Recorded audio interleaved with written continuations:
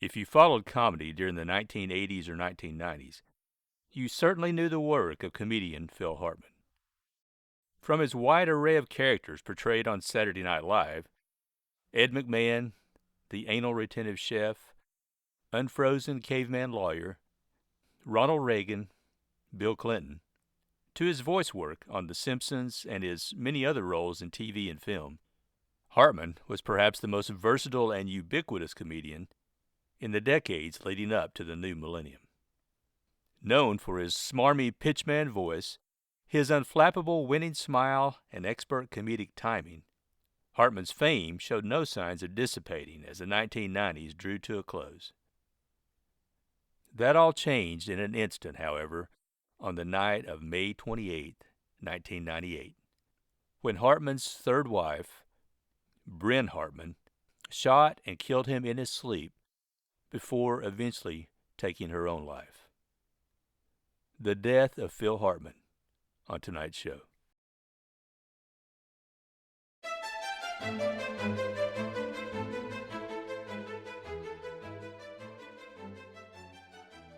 Welcome to Narratives at Night, where you'll often hear stories you may not have heard before.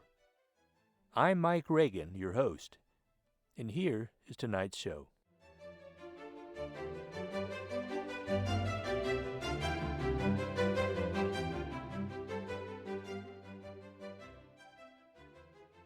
Tonight's episode is taken almost entirely from an article by Ash Shao entitled The Tragic Murder of SNL Star Phil Hartman. Phil Hartman was born in Brantford, Ontario, Canada on September 24, 1948. He didn't initially set out to become a comedian. In the early 70s, Hartman worked as a roadie when he met and married his first wife, Gretchen Lewis, whom he divorced after only 2 years of marriage. He then returned to school and graduated from California State University, Northridge, with a degree in graphic art, which he used to design album covers for some of music's most iconic bands, including Steely Dan's Asia album and rock supergroup Crosby, Stills and Nash's Celtic-style logo. It wasn't until 1975, when Hartman started attending comedy classes with the LA troupe known as the Groundlings, that his love for the stage awakened. During one of their performances, Hartman volunteered to join the cast on stage, launching his storied career. He was an instant natural. I never saw an audience member come up with that kind of excitement and energy. It was like a hurricane hit that stage, and I mean in a good way. Comedian and founding member of the troupe, Tracy Newman, told ABC News in 2019. The Groundlings were so impressed with Hartman's performance, they invited him to tour with them while still taking their classes. During this time, he met Paul Reubens and helped create Reubens' Pee Wee Herman character. Hartman co-wrote the script for Pee Wee's Big Adventure in 1985, and also played the character of Captain Carl on Reubens' show Pee Wee's Playhouse. In the early 80s, he married and divorced his second wife, Lisa Jarvis, who later described Hartman as really two people in an interview on 2020. He was the guy who wanted to draw and write and think and create and come up with ideas. He was the actor and entertainer, and then he was the recluse, she said. By age 36, Hartman began contemplating ending his acting career as he was unable to get many parts. But after Pee Wee's Big Adventure became a success, he reconsidered and began taking small roles in films and accepting work as a voice actor. His big break came in 1986 when Lorne Michaels hired Hartman as his latest cast member on Saturday Night Live for its 12th season, joining the likes of future comedy legends Dana Carvey, John Lovitz, and Dennis Miller. Whatever he was going to imagine or say was nothing you could imagine or think of, castmate John Lovitz told a biographer of Hartman, according to Biography.com. He could do any voice, play any character, make his face look different without makeup. He was king of the Groundlings.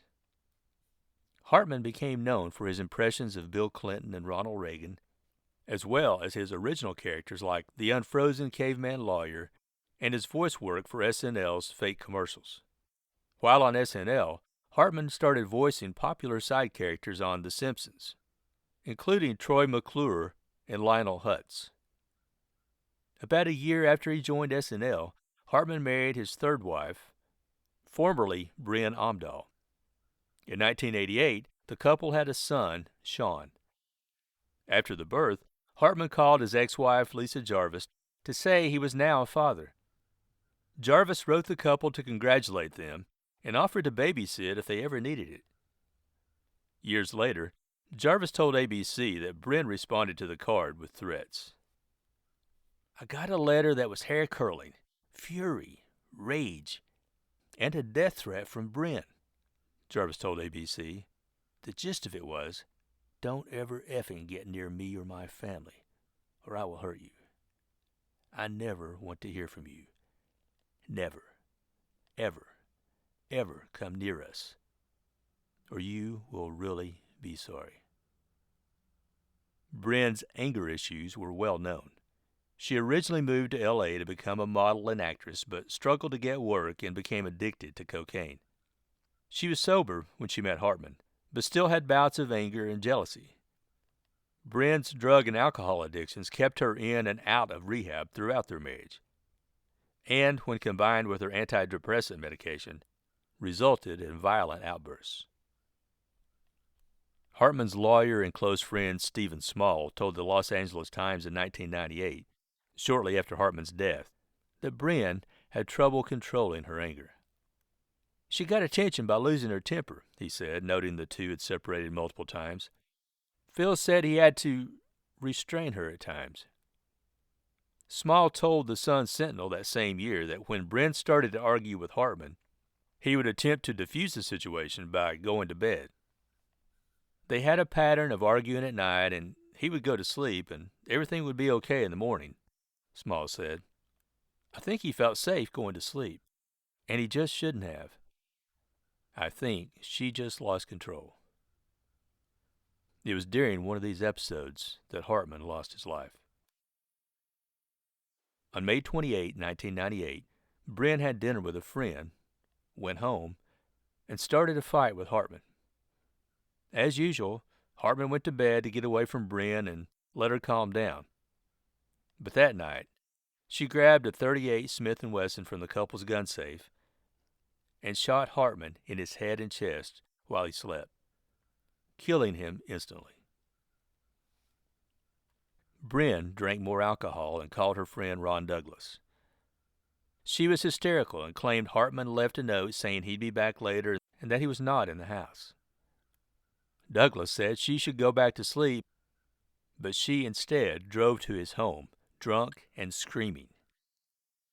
Douglas invited her inside, all too aware of how she would respond if he challenged her in this state. Once inside, Bryn collapsed on the floor. Douglas worried she had overdosed, but once he was able to get her to wake up, she ran to the bathroom to throw up. During this time, Bryn told Douglas multiple times that she killed Hartman, even showing him the gun.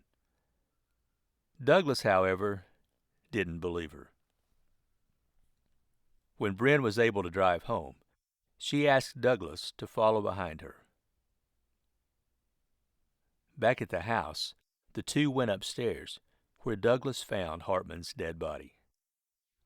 He called 911. Bryn's friends came to the house and removed the couple's two kids, 9-year-old Sean and 6-year-old Bergen. When the police arrived, Bryn locked herself in the bedroom and sat on the bed next to Hartman's body. She called her sister, but when police knocked on the door, she hung up and took her own life. Sean and Bergen went to live with Bryn's sister and her husband following the deaths of their parents.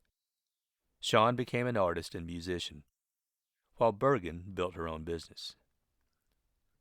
The Associated Press reported shortly after Hartman's death that the children would receive 3 separate payments from Hartman's estimated $1.23 million estate. The first payment was made after each received their bachelor's degree. The second payment came when they turned 30, and the final payment will be made when they turn 35. For so many comedy fans, the tragic loss of Phil Hartman can still be felt today. He was revered by his contemporaries, loved by his fans, and earned his place in the Comedy Hall of Fame. His 8 seasons on SNL are still considered some of the best in the history of the show. While many A-list comedy stars got their start on SNL, Bill Murray, Dan Aykroyd, Eddie Murphy, Mike Myers, they all relied on versatile wingmen who could hold their own in any sketch. Phil Hartman was as reliable a wingman as they come.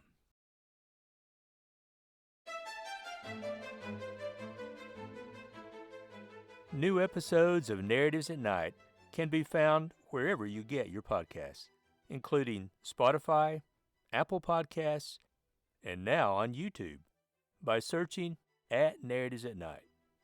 If you really like this podcast, go to Apple Podcasts and give the show a 5-star review and help the podcast grow its listenership. To hear more samples of my work, go to voiceswithmike.com. Have a great evening.